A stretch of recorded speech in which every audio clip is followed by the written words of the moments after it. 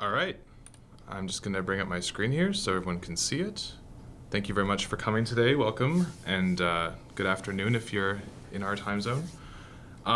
So what we'd like to do is just get started reviewing some of the key features and key parts of the QBot 2, which is our new mobile robotics platform that we've developed to start to address some of the new and upcoming challenges in the field of mobile robotics and intelligent control. So as you can see here, we have a QBot 2 set up on the table here, and I'm just going to walk through some of the features with you so you get a feel for exactly what comes out of the box with the QBot 2 and the Kabuki base. As you can see on the back here, this is our Kabuki base. Right off of the bat with the Kabuki base on the back where you can see here, we'll get started with the back. You've got some pinouts here where you can access some voltage signals if you want to run some additional features. We have a couple programmable LEDs. We have 3 programmable buttons. So already off the bat in the back here, you've got a little bit of functionality. If you turn it around here, we get into the real meat of the capability of the base. We have on the front 3 bump sensors, 2 on the side, 1 on the front. We have some additional I/O through our DAC board that you can access for some additional components you might want to add for your particular research or teaching interests. We have digital I/O, analog I/O, encoders, SPI, I2C, UART, PWM. Anything that you might need to connect up here is very quick and easy and accessible through our API. We also, of course, have the Kinect sensor. This sensor is set up in a horizontal position, as you can see here, for standard applications you might want to use for image processing, visual odometry, stuff like that, but can also be tilted very easily like this. So if you need to take a more focused look at the ground in front of the robot, you can do that very easily. And on top of that, on the base of the Kabuki here, we've got additional sensors. We have 3 clip sensors using downward-facing IR. We have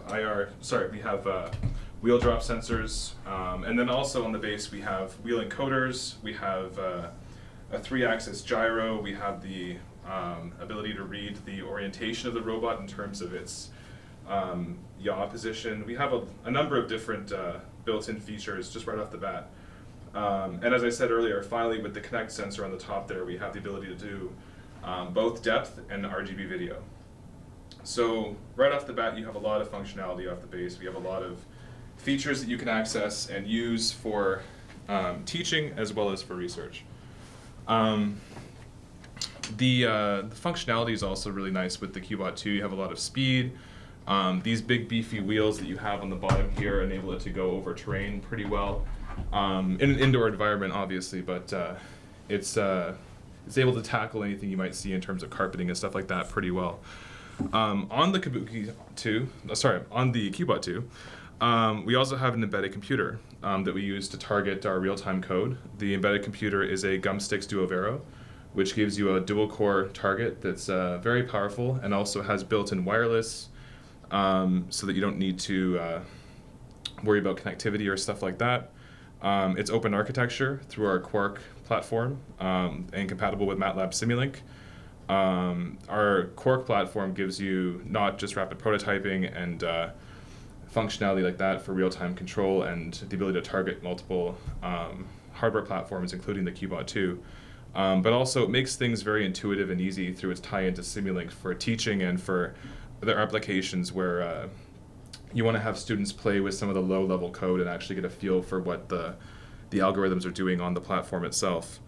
And also, as I mentioned with the I/O board we have at the front, there's a lot of additional features and additional I/O that you can add to it very easily through the Quark platform.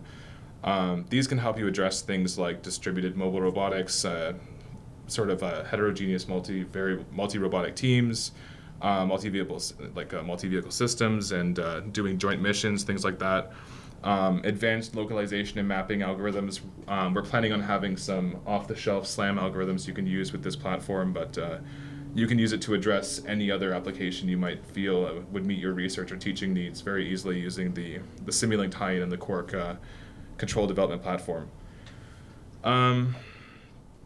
As well as you could even get into human-robot interaction, things like speech recognition and stuff like that as well, facial recognition. So there's a whole multitude of applications right out of the box with the QBot 2. What I think we're going to do now is we're going to get into a few little demonstrations of some of the capabilities of the platform. As you can see on the website here, before I move away from it, one thing that I missed speaking to was the integration with the Quanser UVS laboratory. So with the Quanser UVS laboratory, essentially what you have is a ground vehicle and an air vehicle and a tracking system, a camera tracking system. And with that, you basically are able to put together an overall research platform that's very powerful, that gives you the ability to have joint missions and multi-agent systems that involve both reliable, repeatable air vehicles and ground vehicles with a very high-quality sensing system that gives you real-time positioning for all of the vehicles. So it creates a really nice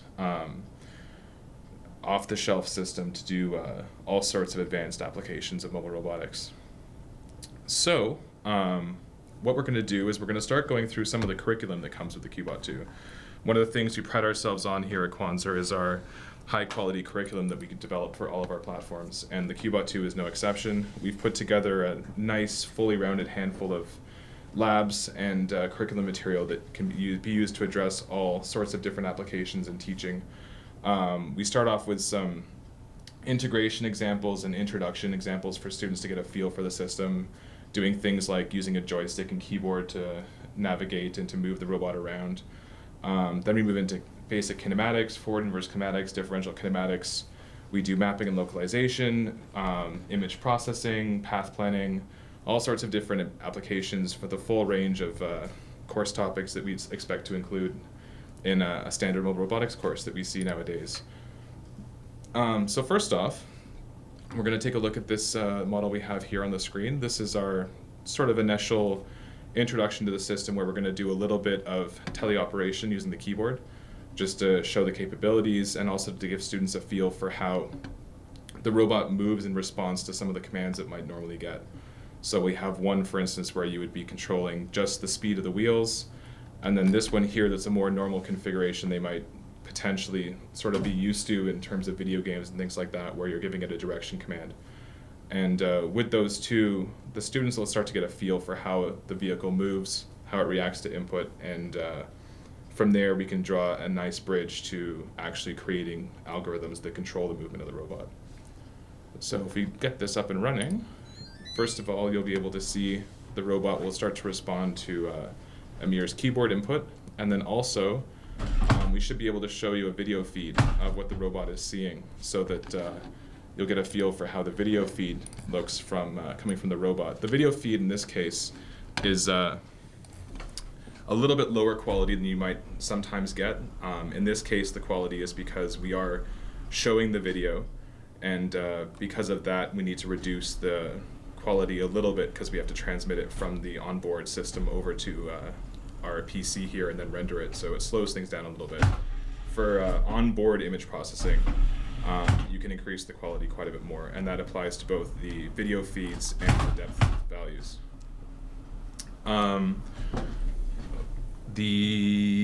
What also we're able to show you here is an XY figure, and that shows you the what you would normally start to use with students in terms of getting a feel for odometry and wheel encoder odometry that will give you an idea of the position of the robot based on the encoders that we have on board. In these tight little confined spaces on the table, we might have to have a much smaller little map than we normally would have, but you can see for all intents and purposes, with the nice wheels we have on here and the high quality encoders, the wheel odometry is pretty reliable, especially when it's combined with the other sensors that we have on board. So yeah, that's a nice little introduction to the system. I think from here we're going to move on to a mapping example to show you a little bit about how the mapping can be done using the onboard Kinect sensor, essentially just reading the depth values that we get from the Kinect sensor in a single line. The Kinect sensor will give you a two-dimensional image of the full field with the additional depth values, but then what we normally do is just use a single line of that 2D image, and that gives us a nice little snapshot of what's in front of the robot we can use for our mapping. So we're just going to get the model up and running here, and we'll be able to show you an example of what you can do with some of the mapping. This curriculum, by the way, we developed using a standard mobile robotics textbook for a course that is being given currently at the University of Toronto in mobile robotics. So it's nice and tightly aligned with the course goals and outcomes of this introductory course to mobile robotics given in the engineering and aerospace department at the University of Toronto. And also this curriculum has already been rolled out to a similar course in the aerospace department at the at Missouri Technical Institute. So this curriculum is being validated in the field. Students are working through it. We're getting feedback from professors, and we're trying to build up a nice selection of material that we can use to provide to you for use in your own labs, in your own classrooms. So you can see here we have a little indication in the center of the plot of the orientation of the robot and the position of the robot on the map. And then we have essentially from there the Kinect data that we're using to render the rest of the map that we have here of the room. The Kinect sensor has a general range of about 0.5 meter to 5.5 or 6 meters. So it's a pretty far-reaching sensor.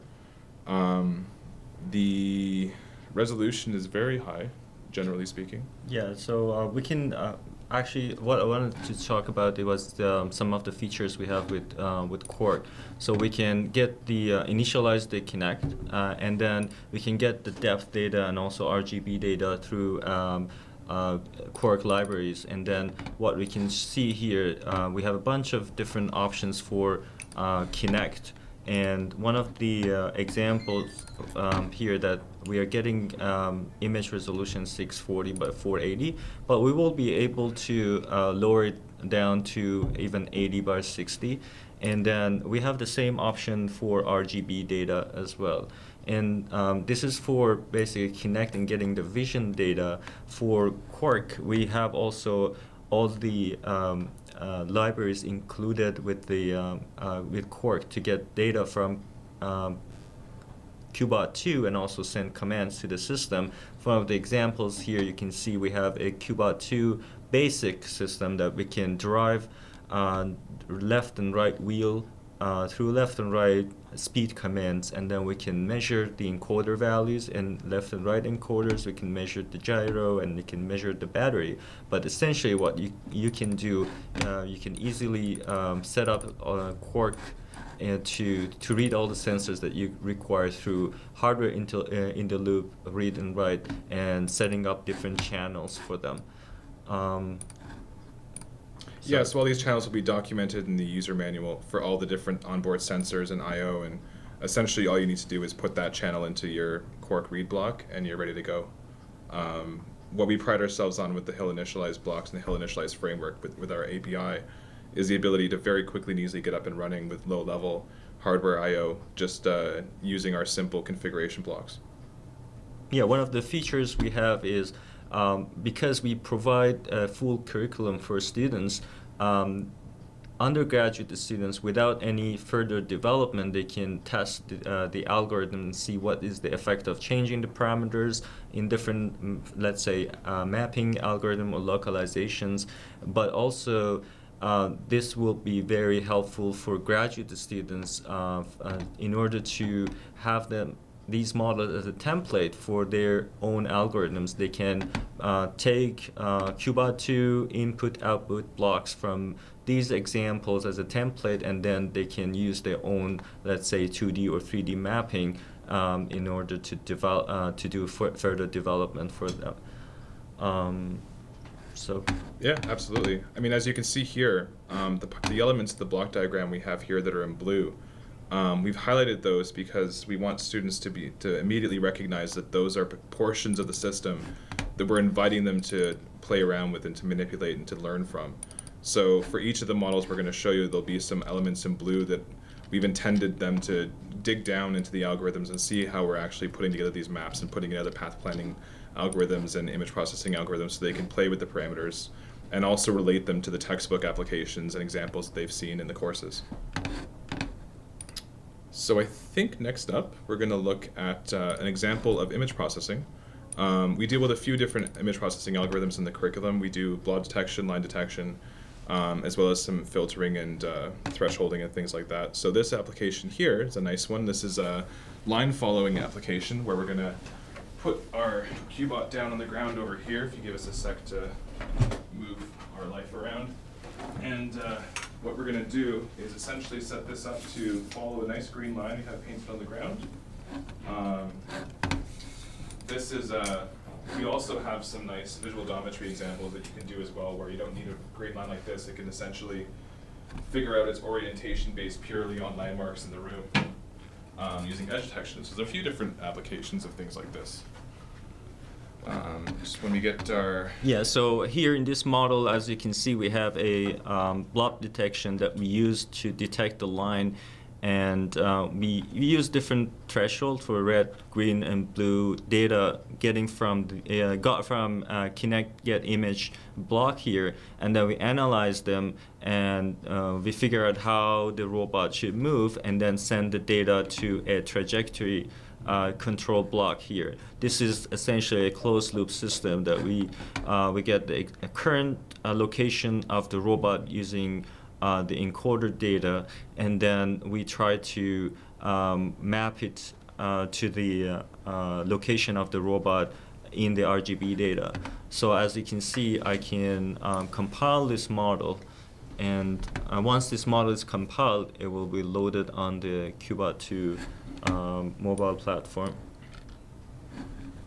Yeah, exactly. So what we're doing here, just to clarify, is we're taking our Simulink diagram, creating real-time code using a compiler, and then we're taking that real-time code and transmitting it to the QBot 2 target, where it will run on the real-time kernel we have there. So now we're ready to run it. We're going to open up the model here, and you should be able to see essentially a representation of what the image thresholds are giving us. So we have a nice identification here of the line in front of it. And then I think Amir can speak a little bit more about the algorithm we're using, but essentially it's yeah. trying to follow the line. So the algorithm tried to extract the line information from the color data, as I said before. And then as you can see, there's a little blue dot here that it gets from the blobs that it detects. So basically it's some sort of averaging over the data. So if Peter turned the robot back, as you can see, we figure out where the next point on the line is. It's sort of average of all the blobs that it detects, and eventually it will get to this blue line, blue dot here, and then follows all the way to the end of the line. And as I said, the data or the next location of the robot, which is sent to the robot as a command, is extracted from the RGB data and translated into the real world coordinate frame, and then the robot tries to follow it using a trajectory control or basically a waypoint control system. Yeah, I mean, this is essentially just a really nice introduction to some of the methods you can use for doing sensor-based navigation. It's a nice, clean, simple algorithm. Students can immediately intuitively see what the algorithm is doing and how it's generating path commands and things like that. So it's a nice introduction. From here, we can go into more complicated curriculum topics that we have included, like particle filtering and sort of other applications in our path planning system for doing more advanced navigation and map building. So one of the nice things about this system is, although we don't have any external laptop or computer involved in running the models, you can see it's running the models pretty quickly. This model is one of, it has a lot of different components, including feature extraction from the data that it acquires from Kinect sensor, and also a lot of other calculation in the closed loop control, filtering the data and then sending back to the robot. And everything, you can see the computation time is pretty consistently lower than 2 milliseconds in this model. And then we are able to display the images from the data that we process, as well as the raw data that we get from Kinect as well. And as I said, most of these block diagrams can be developed or further developed by students if needed, but they're already available for the students. For example, the kinematics, inverse kinematics, differential drive kinematics, as well as full kinematics of the robot, encoder to velocity data, and also the model of the QBot. Yeah, so really you can, in your teaching applications, you can drill down as deeply as you like in terms of the low-level algorithms we're using and the low-level functionality of the robot. Or if you like, you can just layer higher-level applications and algorithms on top of the pre-existing system to make it a little bit easier for your students to use the system and to understand how to piece things together. And the same applies to your research topics if you'd like your students just to apply their research applications and research interests on top of a pre-existing platform. It's a very nice off-the-shelf platform that's intuitive to connect to and to use. And the Simulink environment gives you that intuitive environment for students to build up their algorithms either using M scripts or using plain Simulink coding. So it's the best of both worlds in terms of being intuitive for students and for teaching, and also being a nice platform to start basing your research on top of. Yeah, so this platform I want to highlight some, again, as Peter mentioned, highlight on the external or additional sensors that you can add. A lot of different applications basically include adding sensors to the robot. This robot can you can add different digital and analog sensors. For digital sensors, a lot of different, so as you can see from the website, we have 4 PWM output channels. You have 4 analog input channels. So basically, for example, for the human-robot interaction applications, you may apply different sensors such as a microphone, and then get the raw data, process the data using speech processing algorithms, and then do a bunch of different things in human-robot interaction. Or if you want to do a more accurate mapping, for example, you can add different IR sensors for obstacle avoidance or real-time obstacle avoidance, short-range IR sensors. You can detect different basically obstacles in the space, and then the robot can avoid and then try to go through or find its path in the space. You can add all different sort of SPI, UART, and I2C sensors to the system, and make it a more advanced system if it is needed. But as Peter mentioned, we already have a bunch of different sensors included in QBot 2, such as a 3-axis gyroscope. You can not only measure the yaw axis, but if it's going on a heel or something, you can measure the orientation in different axes, and then you can have the wheel drop sensors if it's falling off the table, for example, or different applications that you might have, or cliff sensors, you can use them. If you want more information about these sensors and additional I/O channels, you can go to our website, and then on the products you can find QBot 2.